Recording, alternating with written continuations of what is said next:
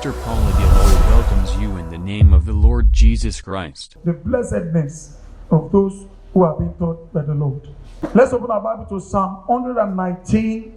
We are reading verses 1 through 8. Ẹ̀ṣin wá sí Psalm ọgọ́fà ó dín kan ẹsẹ̀ kìíní títí dé ẹsẹ̀ kẹjọ rẹ̀. Blessed are the undefiled in the way, who walk in the law of the Lord. Ìbùkún ni fún àwọn ẹni tí ó pé ní ọ̀nà náà tí ń rìn nínú òfin Olúwa. Blessed are those who keep his testimonies, who seek him with the whole heart. Ìbùkún ni fún àwọn tí ń pa ẹ̀rí rẹ̀ mọ́, tí sì wá kiri tinútinú gbogbo. They also do no iniquity. They walk in his ways. Wọn kò dẹ́ṣẹ̀ pẹ̀lú, wọ́n rìn lọ́nà rẹ̀. You have commanded us to keep your precepts diligently. Ìwọ ti pàṣẹ fún wa láti pa ẹ̀kọ́ rẹ mọ́ gidigidi. Oh, that my ways were directed to keep your statutes. Ọ̀nà mi ìbàjẹ́ là sílẹ̀ láti máa pa ìlànà rẹ mọ́. Then I would not be ashamed when I look into all your commandments. Nígbà náà lójú kì yóò tì mí nígbà tí èmi bá ń júbà àṣẹ rẹ gbogbo. Verse 7. I will praise you with uprightness of heart when I learn your righteous judgments. Èmi ó máa fi àyà dídúró ṣinṣin yìn ọ́ nígbà tí èmi bá ti kọ́ ìdájọ́ òdodo rẹ. Verse 8. I will keep your statutes. Oh, do not forsake me utterly. Èmi ó pa ìlànà rẹ mọ́, má ṣe kọ̀ mí sílẹ̀ pátápátá. Praise the Lord. Amen. Amen. Speaking on the blessedness of those who are being taught by the Lord, I want to first of all speak about the qualities of those who are taught by the Lord. Ní sísọ̀rọ̀ ní ipò títayọ àwọn tí a tọwọ́ Olúwa kọ́, mo kọ́kọ́ fẹ́ sọ lórí àwọn àmúyẹ tàbí àwòmọ́ni àwọn ẹni tí a ń kọ́ látọ̀dọ̀ Olúwa. Since we started this series, I've been giving us some of the privileges being enjoyed by those who are taught by the Lord. Láti inú ìgbà tá a ti bẹ̀rẹ̀ oríṣiríṣi ẹ̀kọ́ yìí nípa kíkọ́ mi látọ̀wọ́ Olúwa wa, láti sọ fún àwọn àǹfààní àti orí ọ̀fẹ́ àwọn tí a kọ́ lọ́wọ́ Olúwa, àwọn àǹfààní tí wọ́n ń jẹ. These qualities of those who are being taught by the Lord, the first is that they are undefiled in the way. Ọ̀kan nínú àwọn àmúyẹ wọn ò ní pé wọ́n jẹ́ kí ni o, ẹni tó pé lé ọ̀nà náà. They are upright, they are blameless, they fear God, and they shun evil. Wọ́n jẹ́ ẹni tí ó dúró ṣinṣin, ẹni tó bẹ̀rù Ọlọ́run, ẹni tó kórìíra ibi. Praise the Lord. They detest the counsel of the ungodly. Wọ́n kórìíra ìmọ̀ràn àwọn aláìwà bí Ọlọ́run. They detest the path of sinners. Wọ́n kórìíra ọ̀nà ẹlẹ́ṣẹ̀. And they also detest the seat of the scornful. Bẹ́ẹ̀ ni wọ́n kórìíra ibùjókòó àwọn ẹlẹ́gàn. According to Psalm 1. Praise the Lord. They detest all those things, and that is why the Bible says they are undefiled in the way. Wọ́n kórìíra gbogbo nǹkan wọ̀nyí, olùgbé ìṣèkà wọn sí kí ni o? Aláìlẹ́gàn, aláìlẹ́gàn. Wọ́n pé ní ọ̀nà Olúwa. Praise the Lord. Now, the Bible told us about Hezekiah when he was told to prepare his house that he was going to die. The Bible said that he turned his face unto the Lord and he started to talk unto God. He said, I have served you with my whole heart. You know, I've been upright in the heart. And because of that, God turned away death from him. Bíbélì fún wa ní àpẹẹrẹ Hezekiah. Ẹni tí a sọ bọ́ láti palẹ̀ ilé rẹ̀ mọ́ láti kú. Bíbélì pé ó kọjú rẹ̀ sí ògiri. Ó bẹ̀rẹ̀ sí ní bá Olúwa sọ̀rọ̀. Ọkàn dídúró ṣinṣin ni mo fi ń sìn ọ́. Mo wà ní àìlẹ́gàn láìlẹ́bi níwájú rẹ̀. Àní nítorí ìdí èyí, Ọlọ́run dẹ̀ yí ikú yẹn, ó yí padà. Praise the Lord. You can read 2 Chronicles chapter 31 verses 20 and 21. ẹnìkan Kíróníkà kejì orí ọgbọ̀n ó lé kan ẹsẹ̀ ogún àti ẹsẹ̀ kọkànlélógún. Another quality of those who are taught by the Lord is that they walk in the law of the Lord. That is, they apply God's word to their life every day. Àwọn mọ́nì kejì tàbí àwọn àmì ta nínú ayé àwọn tá à ń kọ́ látọwọ́ Olúwa wá ni pé wọ́n rìn nínú òfin Olúwa. Ìyẹn ni pé wọ́n mú ọ̀rọ̀ Ọlọ́run lò nínú ayé wọn lójoojúmọ́. Wọn kì í ṣe olùgbọ́ nìkan, ṣùgbọ́n wọ́n jẹ́ ẹni tó mú ọ̀rọ̀ Ọlọ́run lò. Wọ́n jẹ́ olùṣe ọ̀rọ̀ náà. Praise the Lord. Hearing is not enough, but being the doer is what the Lord approves of. Gbígbọ́ ọ̀rọ̀ náà nìkan kò tó, ṣùgbọ́n jíjẹ́ olùṣe yẹn gangan ìyẹn ni Ọlọ́run pàápàá lọ́wọ́ sí ló sì buyì fún nínú ayé ènìyàn. You can read Romans chapter 2 verse 13 and James chapter 1 verse 22. Ẹ lè ka Róòmù orí kejì ẹsẹ̀ kẹtàlá àti ìwé Jákọ́bù orí kìíní ẹsẹ̀ kejìlélógún. Another quality is that they keep his testimonies. They keep his testimonies. They hear and keep God's word. Wọ́n jẹ́ àwọn tó ń pa ẹ̀rí Olúwa mọ́. Wọ́n ń gbọ́ ọ̀rọ̀ rẹ̀, wọ́n sì ń pa á mọ́lé àyà wọn. You can read Luke chapter 11 verse 28 for that reference. Ẹnìkan ìwé Luke orí kọkànlá ẹsẹ̀ kejìdínlọ́gbọ̀n. Those who are taught by the Lord, they seek Him with their whole heart, no wandering from His commandments, because they see the Lord every day. Àwọn tó ta kọ́ látọwọ́ Olúwa wá, ohun tó tún máa ṣe pé wọ́n máa ń fi gbogbo ọkàn wọn wá Olúwa. Wọn kì í rìn kiri, wọn kì í ṣàkólọ. Ojoojúmọ́ lójú wọn wà lára Olúwa. Praise the Lord. Let's read verse 10. The Bible says, with my whole heart I have sought you. Oh, let me not wander from your commandment. Ẹ jẹ́ ká wo ẹsẹ̀ kẹwàá ibẹ̀ yẹn ó ní tinútinú mi gbogbo lèmi fi ṣe àfẹ́rí rẹ, má ṣe jẹ́ kí èmi ṣìnà kúrò nínú àṣẹ rẹ. That is, those who are taught by the Lord, they don't wander about. They are not like sheep without shepherd, because they have a shepherd who guides them, and the voice of the shepherd they know, they acknowledge and they obey. Àwọn tá à ń kọ́ látọwọ́ Olúwa wá, wọn kì í ṣìnà káàkiri bí àgùntàn tí ò lólùṣọ́. Wọ́n mọ olùṣọ́ àgùntàn wọn, wọ́n mọ ohun rẹ̀. Ohun tó bá pa láṣẹ fún wọn, òun ni wọ́n máa tẹ̀lé, òun náà sì wọ́n sì ń ṣe. Those who are taught by the Lord, another quality in them is that they are indwelt by the divine nature or by the divine seed. Consider in 1 John chapter 3 verse 9. Àwọn tá à ń tọwọ́ Olúwa kọ́, àwọn àmúyẹ mìíràn, àwọn òmọ́ni mìíràn tó wà nínú ayé wọn ni pé ẹ̀dá àtọ̀run wá Olúwa ó gbé nínú wọn, irú Olúwa ń gbé nínú wọn. Ẹ lè rí yẹn nínú Jòhánù kínní orí kẹta ẹsẹ̀ kẹsàn-án. Another quality is that they are not myopic but have large hearts. Àwọn òmọ́ni mìíràn ni pé wọn kì í ṣe ọlọ́kàn kúkúrú tàbí ọlọ́kàn kékeré. Wọ́n jẹ́ ẹni tí ọkàn rẹ̀ fẹ̀ tó tóbi láti gbọ́ ọ̀pọ̀lọpọ̀ nǹkan sí. And that is why they are not afraid. There are so many things that they understand, and they have understanding of so many things. And that is why they will always behave like God in so many areas. Nítorí ọkàn wọn gbòòrò, ọ̀pọ̀lọpọ̀ nǹkan ni kì í dẹ́rùbà wọn, ọ̀pọ̀lọpọ̀ nǹkan ni kì í fò wọ́n láyà. Nígbà tí ohunkóhun bá ṣẹlẹ̀, wọ́n ní èrò bí Ọlọ́run, wọ́n sì ní ìwà bí Ọlọ́run nínú ohunkóhun tí wọ́n bá ṣe. Praise the Lord. Let's read verse 32 of Psalm 119. The Bible says, I will run the course of your commandment, for you shall enlarge my heart. Psalm ọgọ́fà òdì kan yẹn ẹsẹ̀ kejìléní ọgbọ̀n rẹ̀. Ó ní èmi ó máa sáré lé ọ̀nà àṣẹ rẹ, nítorí wọ́n bùn àyà mi láàyè. That is, my heart has so enlarged because you have educated me so much. And I know so much even than my teachers. Nítorí pé o ti mú àyà mi gbòòrò, o ti mú àyà mi láàyè, mo ní òye ọ̀pọ̀lọpọ̀ nǹkan tí ò lè yé àwọn ẹlòmíràn. Somebody praise the Lord. These people are consistently keepers of God's law.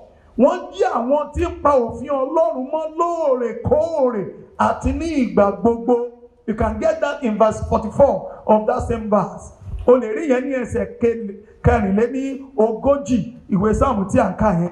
They are consistently keepers of God's law. wọ́n jẹ́ àwọn tó ń pa òfin Ọlọ́run mọ́ ní ìgbà gbogbo àti ní ọ̀nà gbogbo. Another thing is they have clean hearts and steadfast spirit. Wọ́n jẹ́ ẹni tó ní ọkàn mímọ́ àti àyà tó dúró ṣinṣin. There is nothing that can move them.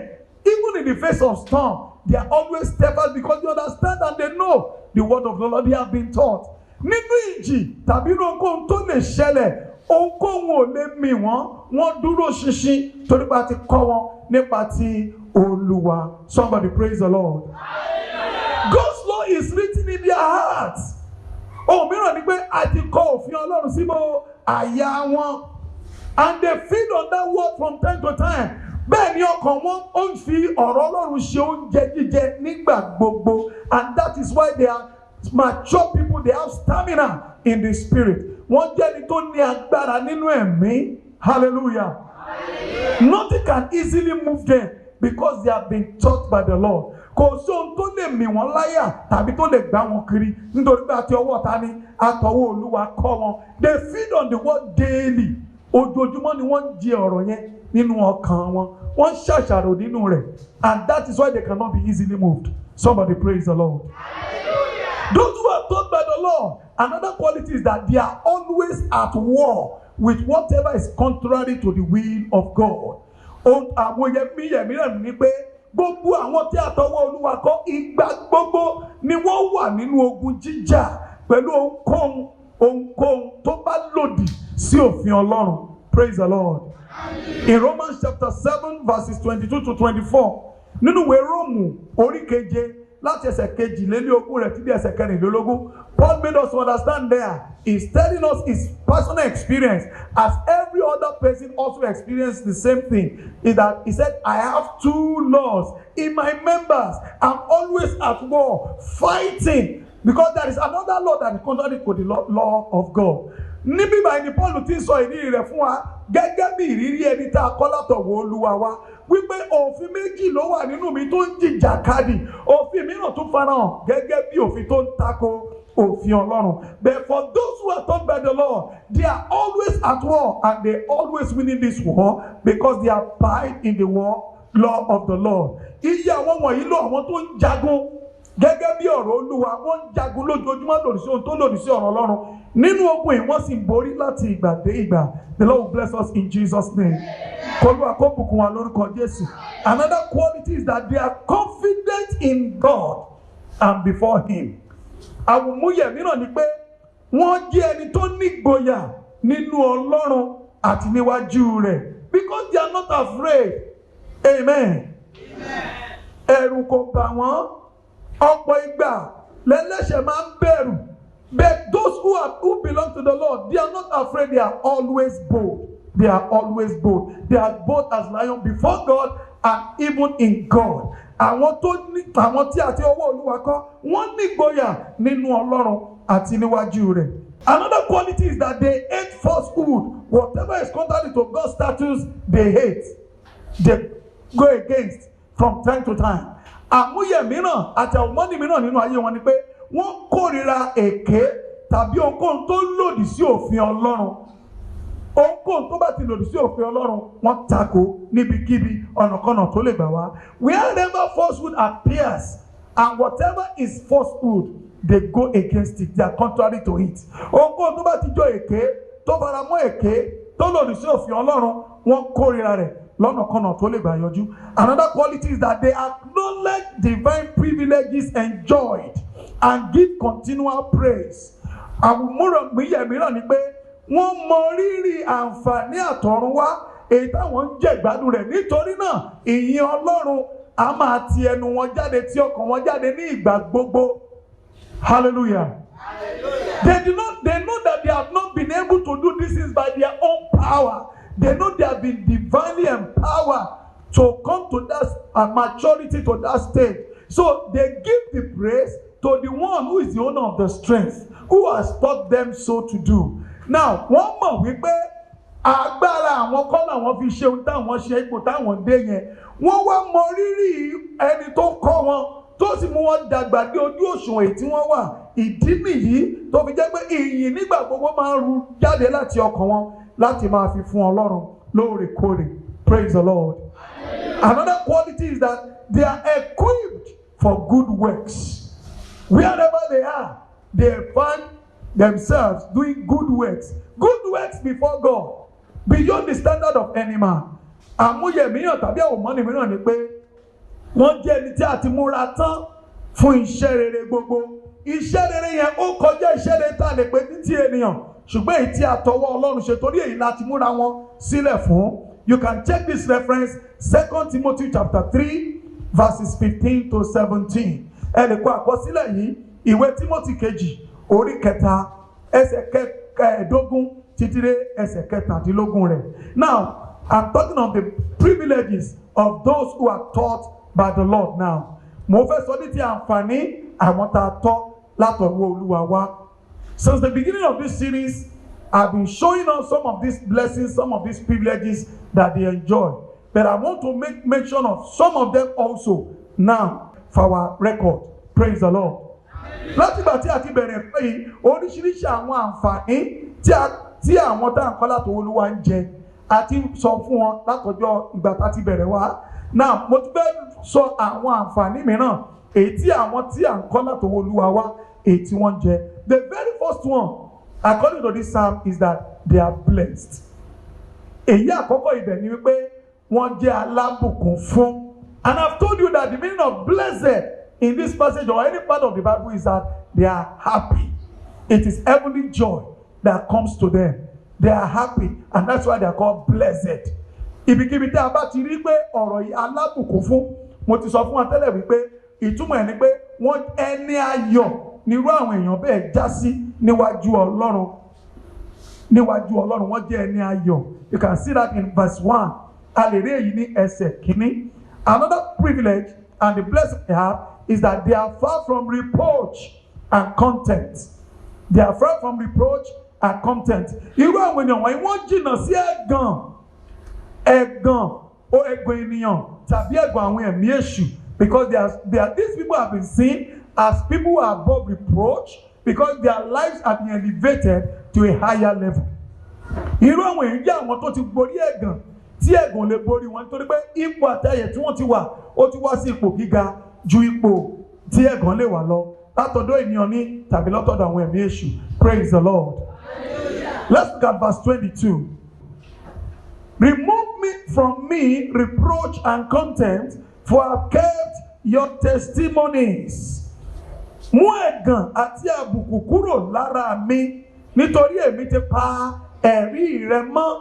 This is a privilege for those who are taught by the Lord as they live their life so. You can see the life of Daniel, the three Hebrews, David, Joseph, all these people. Contempt and reproach were taken away from them. People saw the blessedness of God upon their lives. A lè rí àpẹẹrẹ nínú ayé Daniel, àwọn Hébérù mẹ́ta, Joseph, Dáfídì. Nítorí irú ìgbé ayé tí wọ́n pè torí àti kọ́ wọn látọwọ́ Olúwa wá, ìgbé ayé wọn kò sí ẹ̀gàn nínú rẹ̀. Àwọn èèyàn rí ògo Ọlọ́run kà nínú ayé wọn. If you are also taught by the Lord, you are far away from any reproach and any contempt. Your life will display the glory and the power of God, the knowledge that is far above that of the world. Now, bí wọn náà bó bá jẹ́ pé látọwọ́ Olúwa láti kọ́ ayé rẹ̀ á kúrò nínú ẹ̀gàn tàbí ohunkóhun tí ẹnikẹ́ni lè rí bí àríwísí, nítorí pé látọwọ́ Olúwa wá láti kọ́ ayé rẹ̀ yóò sì yọrí sí ògo, yóò máa fi ògo àti ẹwà ọlá Ọlọ́run hàn. Now, another privilege they enjoy is that they obtain mercy and truth. Irú àwọn èèyàn wọ̀nyí, àǹfààní tí wọ́n tún jẹ ni pé wọ́n rí àánú àti òtítọ́ gbà. The mercy and truth that is from the Lord. Àánú àti òtítọ́ tó ti ọ̀dọ̀ Olúwa wá. It is pure mercy, it is pure truth. When God speaks to them, He speaks to them of His truth. When the Lord deals with them, He deals with them in His mercy. Now, irú ohun tí àwọn wọ̀nyí rí gbà ní òtítọ́ àti àánú Ọlọ́run. Bí Ọlọ́run bá wọn sọ̀rọ̀, òtítọ́ ọ̀rọ̀ rẹ̀ ló máa fi yé wọn. Torí náà wọn ò ní ṣìnà. Nígbà tí Olúwa bá wọn lò, ó fi àánú bá wọn lò. Èyí sì jẹ́ ìrànlọ́wọ́ fún wọn láti máa dàgbà sókè. Another privilege they enjoy is prosperity. They prosper in whatever they do. If you go back to Psalm 1, verses 1 to 3, the Bible says that it shall not lack water He shall not lack nutrients. His leaves shall be green, even in drought, because he's planted by the rivers of water. Ohun mìíràn tó tún jẹ́ àǹfààní tàbí ire fún àwọn tá a kọ́ látọ̀dọ̀ Olúwa wa ni àṣeyọrí tàbí ipò rere. Gẹ́gẹ́ bí ó ti wà nínú Sáàmù kìíní ẹsẹ̀ kìíní dé ẹsẹ̀ kẹta, bí ó sọ pé wọ́n dàbí igi tá a gbìn sétí ipa odò. Èyí tó ń so èso ní àkókò rẹ̀, ewé rẹ̀ kò ní rẹ̀, ó máa tutù nítorí pé a gbìn sí etí ipa odò omi. Praise the Lord. Hallelujah. Those who are taught by the Lord, they also enjoy the privilege of becoming beloved of the Father, and they become his abode. Àǹfààní mìíràn èyí tí wọ́n jẹ ni pé wọ́n di àyànfẹ́ bàbá, wọ́n sì jẹ́ ilé rẹ̀, òun máa bá wọn gbé, òun bá wọn gbé. You can see that in John chapter 14 verse 23. They become the beloved of the Father and his abode. Wọ́n di àyànfẹ́ bàbá, wọ́n sì jẹ́ ilé rẹ̀. A lè rí yẹn ní Jòhánù orí kẹrìnlá ẹsẹ̀ kẹtàlélógún. Another privilege is that they are untouchable for the wicked one. They are untouchable for the wicked one. Someone say untouchable. Untouchable. They become untouchable for the wicked one because they become holy. Irú àwọn wọ̀nyí wọ́n di ẹni tí ọ̀tá máa mọ́ lójú tí ò ní lè fọwọ́ kàn mọ́. Ìdí ni pé wọ́n ti gbà ní ipò ẹni tí a kọ́ látọwọ́ Olúwa wa. Let me tell you this. Ẹ jẹ́ kí n sọ èyí fún yín. Iye àwọn tó bá ń gbé ìgbé ayé ìwà mímọ́, èṣù máa ń bẹ̀rù wọn. Praise the Lord. Hallelujah. Those who live holy lives, who are living in purity, the devil is always afraid of them. Do you want the devil to be afraid of you? Then be taught by the Lord to live right in the presence of the Lord every day. Bó o bá fẹ́ kí èṣù ó bẹ̀rù rẹ, káwọn ẹ̀mí èṣù ó bẹ̀rù rẹ, ó gbọ́dọ̀ gbé ìgbé ayé ìwà mímọ́ ètò yẹ níwájú Olúwa. They are untouchable for the wicked one. Wọ́n jẹ́ ẹni tí ọ̀tá máa mọ́ lójú tí ò lè fọwọ́ kàn. Wọ́n dàbí àgbàdo tó wà nínú ìgò tí adìyẹ ò lè ṣe kíni tí ò lè fi ṣe nǹkan kan. Praise the Lord. Hallelujah. Let's read 1 John chapter 5 verse 18. We know that whosoever is born of God sinneth not, but he that is begotten of God keepeth himself, and that wicked one toucheth him not. Àwa mọ̀ pé ẹnikẹ́ni tí a bí nípa ti Ọlọ́run kì í dẹ́ṣẹ̀, ṣùgbọ́n ẹni tí a bí nípa ti Ọlọ́run a máa pa ara rẹ̀ mọ́. Ẹni búburú ni kì í sì fọwọ́ kàn. You become untouchable for the devil because when you are taught by the Lord, you are purified. You become upright, blameless before God, and the devil is always afraid of people like that. Nígbà tí o bá jẹ́ ẹni tá a ti kọ́wọ́ látọ̀dọ̀ Olúwa wa tó ń gbé ìgbé ayé títọ́, ìgbé ayé ìdúró ṣinṣin, ìgbé ayé ìwà mímọ́, wàá jẹ́ ẹni tí èṣù ò ní lè fọwọ́ kàn, tí èṣù ó máa bẹ̀rù. Somebody praise the Lord. These people receive life and multiplication. Irú àwọn èèyàn yìí wọ́n gba ìyè àti ìsọdi púpọ̀. You can get that in Deuteronomy chapter 30 verse 16. Wọ́n gba ìyè àti ìsọdi púpọ̀. Such people receive life and multiplication. Do you want to multiply? Do you want success from the Lord? Do you want the Lord to multiply you? Then you need to learn at the feet of the Lord from day to day. And as you are learning from him, you follow his statutes, you follow his way, you do his will. Bí o bá fẹ́ di púpọ̀ tó sì fẹ́ ní ìyè lọ́pọ̀lọpọ̀, jókòó lẹ́sẹ̀ Olúwa ká tọwọ́ Olúwa kọ́ ọ. Nígbà náà ìyẹn Ọlọ́run yóò wọnú ayé rẹ̀ wá sí di púpọ̀ nínú rere gbogbo. Praise the Lord. Hallelujah. They also enjoy assurance of divine presence. He said, "I'm with you always, even to the end of the age." Matthew 28 verse 20. Ohun tó tún wà gbówó àǹfààní mìíràn tó tún wà ní wípé wọ́n ní ìdánilójú pé Ọlọ́run wà pẹ̀lú wọn. Gẹ́gẹ́ bó ti wà nínú ìwé Matthew orí 28 ẹsẹ̀ 20, ó lè mí wà pẹ̀lú ní ìgbà gbogbo láti sí lọ tí tó fi dé òpin ayé. Amen. Another privilege is that they are God's people and he is their God. Àǹfààní mi ni pé Ọlọ́run jẹ́ ti wọn, àwọn náà jẹ́ ti Ọlọ́run. It is a great privilege that human being created from the dust will claim God as his God. Or God will say, so is my own, and I'm also his. I'm his God. I'm our God. It's a wonderful privilege. àǹfààní gidi ló jẹ́ pé èèyàn tá a fi erùpẹ̀ dá ká máa pè ní ti Ọlọ́run kóun náà máa pè Ọlọ́run ní tirẹ̀ àǹfààní ńlá ló jẹ́ o. He said, "I am the God of Abraham, Isaac, and Jacob." It is because these people, as they were taught by the Lord, they follow the way of the Lord. And today we call the God of Abraham, the God of Isaac, the God of Jacob. Àwọn wọ̀nyí Abrahamu, Isaki àti Jacobu, à ń pe Ọlọ́run mọ́ wọn lára, Ọlọ́run Abraham, Ọlọ́run Isaki, Ọlọ́run Jacobu, nítorí pé àti ọwọ́ Olúwa kọ́ wọn. Wọ́n dẹ̀ ṣe kí ni? Wọ́n gbé ìgbé ayé wọn bẹ́ẹ̀, wọ́n sì jẹ́ ìbùkún fún gbogbo ayé lónìí. Orúkọ Jésù yóò dára fún wa. You can write down this, Jeremiah chapter 31, verse 33. Amen. Ìwé Jeremiah orí kọkànlélọ́gbọ̀n ẹsẹ̀ kẹtàlélọ́gbọ̀n. They shall not be ashamed or disgraced. Ojú kò ní tì wọ́n tàbí ká mú ìtìjú bá wọn lọ́nà kanà. Hallelujah. Daniel chapter 12, verses 2 and 3. Ìwé wòlíì Dáníẹ́lì orí kejìlá ẹsẹ̀ kejì àti ẹsẹ̀ kẹta. And many of them that sleep in the dust of the earth shall awake, some to everlasting life and some to shame, everlasting contempt. Àti ọ̀pọ̀lọpọ̀ nínú àwọn tí ó sùn nínú erùpẹ̀ ilẹ̀ ni yóò jí, àwọn mìíràn sí ìyà ìnípẹ̀kun, àti àwọn mìíràn sí ìtìjú àti ẹ̀gàn ìnípẹ̀kun. And they that be wise shall shine as the brightness of the firmament, and they that turn many to righteousness as the stars forever and ever. Àwọn ọlọ́gbọ́n yóò sì máa tàn bí ìmọ́lẹ̀ òfurufú, àwọn tí ó sì yí ọ̀pọ̀lọpọ̀ padà sí òdodo yóò sì máa tàn bí ìràwọ̀ láé àti láéláé.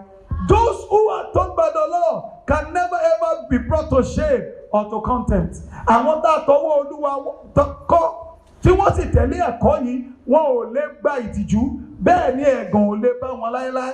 The Bible says that they shall shine like the stars of the sky. Bíbélì pé wọ́n máa tàn bí ìràwọ̀ òfurufú. 97 through 105. Oh, how I love your law. It is my meditation all the day. Èmi ti fẹ́ òfin rẹ tó, ìṣàrò mi ní lọ́jọ́ gbogbo.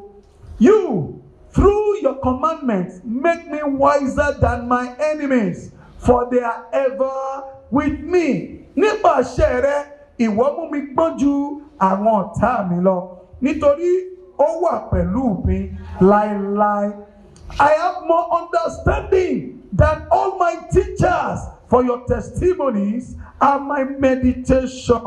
Èmi ní ìyè nínú ju gbogbo àwọn olùkọ́ mi lọ, nítorí pé ẹ̀rí rẹ ni ìṣàrò mi.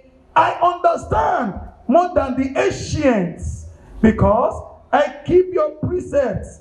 Òye yé mi ju àwọn àgbà lọ, nítorí mo ṣe kí ni? Mo pa ẹ̀kọ́ rẹ mọ́. I have restrained my feet from every evil way, that I may keep your word. Mo ti fa ẹsẹ̀ mi sẹ́yìn kúrò nípa ọ̀nà ibi gbogbo, kí èmi kí ó lè pa ọ̀rọ̀ rẹ mọ́. I have not departed from your judgment, for you yourself have taught me. How sweet are your words to my taste, sweeter than honey to my mouth. Through your precepts I get understanding. Therefore I hate every false way. Your word is a lamp to my feet and a light to my path. Èmi kò yà kúrò ní ìdájọ́ rẹ, nítorí pé ìwọ ni ó kọ́ mi. Ọ̀rọ̀ rẹ ti dùn mọ́ mi ní ẹnu tó ju oyin lọ ní ẹnu mi. Nípa ẹ̀kọ́ rẹ, èmi ní ìyè nínú. Nítorí náà, mo kórìíra ọ̀nà èké gbogbo.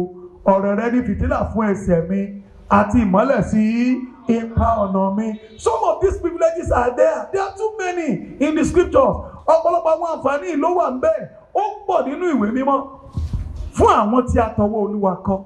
If you want these privileges and many more, please humble yourself before God and every day pray that the Lord will teach you so that you can be taught of the Lord and your light will shine brighter and brighter by the day. Bí o bá fẹ́ àwọn àǹfààní yìí àti àwọn àǹfààní mìíràn gbogbo, fara rẹ balẹ̀, rẹra rẹ sílẹ̀ níwájú Olúwa, kó gbàdúrà, kó Olúwa kó máa kọ́ ọ nígbà gbogbo. bólúwa bá ṣe wá ń kọ́ ayé rẹ yóò máa tàn mọ́lẹ̀ sí, yóò máa tàn mọ́lẹ̀ sí lójoojúmọ́. And your life will be a blessing to many people around you and even to your generation. Ayé rẹ náà yóò sì já sí ìbùkún fún àwọn tó wà láyìíká rẹ àti fún ìran rẹ pẹ̀lú.